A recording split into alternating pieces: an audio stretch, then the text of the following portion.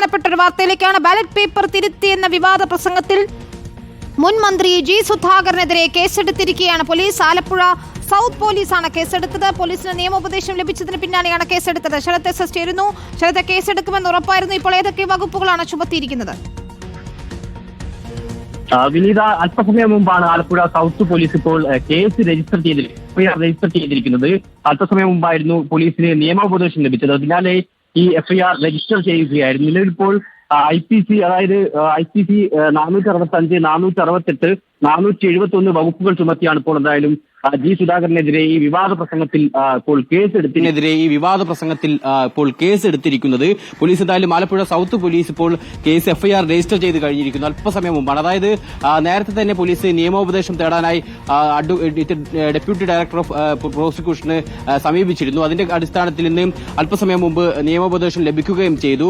ഇനിയിപ്പോൾ ഈ വകുപ്പുകൾക്ക് പുറമെ, അതായത് നിലവിലിപ്പോൾ ഈ IPC 460 3 വകുപ്പുകൾക്ക് പുറമെ ജനപ്രാതിനിധ്യ വകുപ്പ് കൂടി ചുമത്തിയിട്ടുണ്ട് എന്നുള്ളതാണ് മനസ്സിലാക്കുന്നത്. എഫ്ഐആറിന്റെ വിവരങ്ങൾ പുറത്തേക്ക് വരേണ്ടതുണ്ട്. എന്തായാലും ഇപ്പോൾ കേസ് എടുത്തു എന്നുള്ളത് വ്യക്തമാണ്. പോലീസ് ഇപ്പോൾ ആലപ്പുഴ സൗത്ത് പോലീസ് ഇപ്പോൾ എന്തായാലും ജി സുധാകരനെതിരെ കേസ് എടുത്തിരിക്കുന്നു.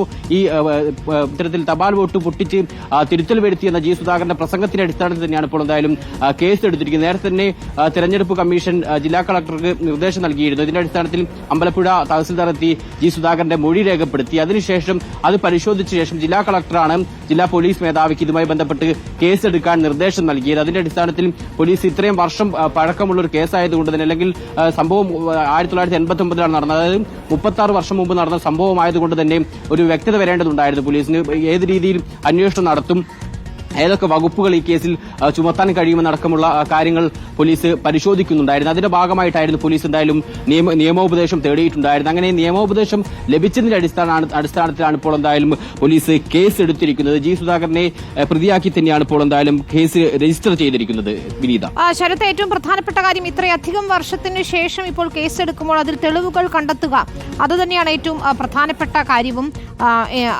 സ്ഥാനാർത്ഥി തന്നെ പറയുകയുണ്ടായി നമ്മളോട്, അങ്ങനെ എന്തെങ്കിലും തരത്തിൽ ക്രമക്കേട് നടന്നതായി അറിയില്ല എന്ന്. സുധാകരന് മാത്രം അറിവുള്ള കാര്യമാണോ ഇത് എന്നത് ഉൾപ്പെടെ പരിശോധിക്കപ്പെടേണ്ടതുണ്ടല്ലേ?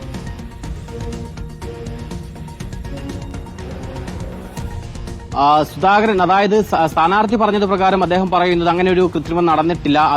അതേത് സാഹചര്യത്തിലാണ്, അങ്ങനെ ഒരു പ്രസംഗം പോലും തന്നെ അത്ഭുതപ്പെടുത്തി എന്നുള്ളതായിരുന്നു KV ദേവദാസ് പ്രതികരിച്ചിട്ടുണ്ടായിരുന്നത്. പക്ഷേ സുധാകരന്റെ വെളിപ്പെടുത്തൽ അത് ഗൌരവമായി തന്നെയാണ് എന്തായാലും പോലീസും തെരഞ്ഞെടുപ്പ് കമ്മീഷനും അടക്കം കാണുന്നത്.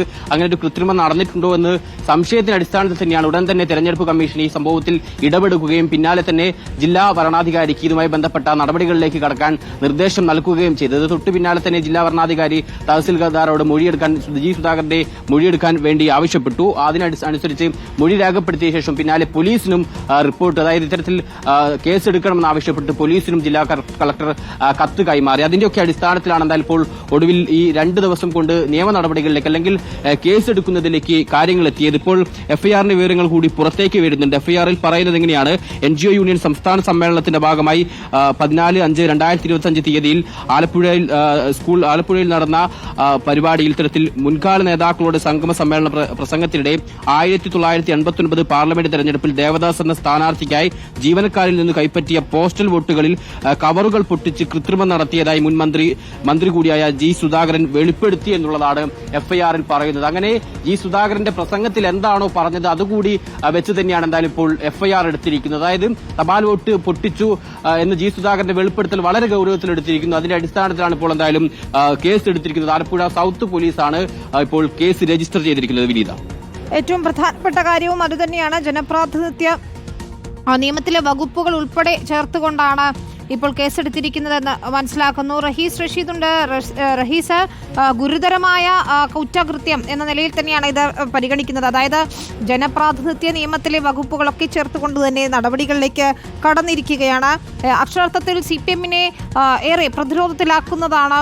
ജി സുധാകരൻ ഏറെക്കാലമായി ചില അസ്വാരസ്യങ്ങളിലൊക്കെ ആയിരുന്നെങ്കിൽ പോലും പാർട്ടിയെ വലിയ രീതിയിൽ പ്രതിരോധത്തിലാക്കുന്നത് തന്നെയാണ് ഈ കേസും നിയമ നടപടികളും ഒക്കെ, അല്ലേ?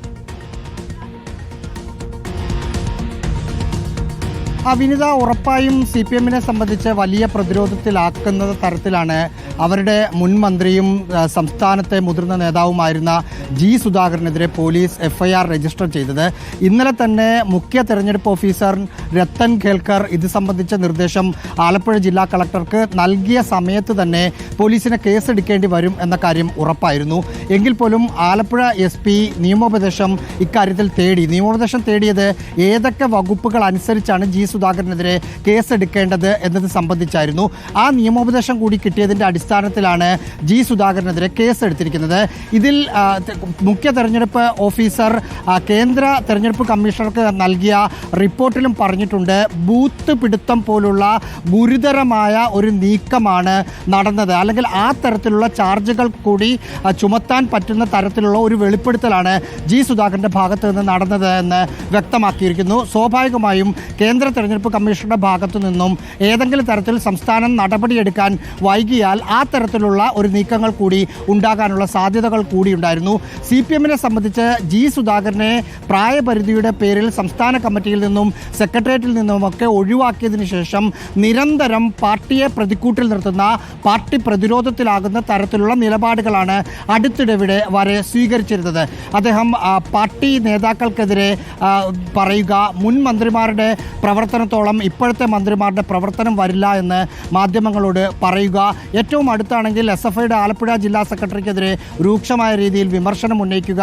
ഈ ഇന്നലെ NGO അസോസിയേഷൻ പരിപാടിയിൽ വിവാദ പ്രസംഗം നടത്തുന്നതിന് തൊട്ട് മുമ്പ് പാടി ഫോറസ്റ്റ് ഓഫീസിൽ കയറിയ CPM-ന്റെ തന്നെ KU ജനീഷ് കുമാർ MLA-ക്കെതിരെയുള്ള നിലപാട് കൂടി അദ്ദേഹം എടുത്തു. ആ ദിവസം തന്നെയാണ് ഇദ്ദേഹത്തിൻ്റെ ഭാഗത്ത് നിന്ന് തപാൽ വോട്ട് 1989 തെരഞ്ഞെടുപ്പിൽ അട്ടിമറിച്ചു, ജില്ലാ കമ്മിറ്റി ഓഫീസിൽ കൊണ്ടുവന്ന് അത് പൊട്ടിച്ച് തിരുത്തി എന്ന തരത്തിലുള്ള പ്രസംഗം നടത്തിയത്.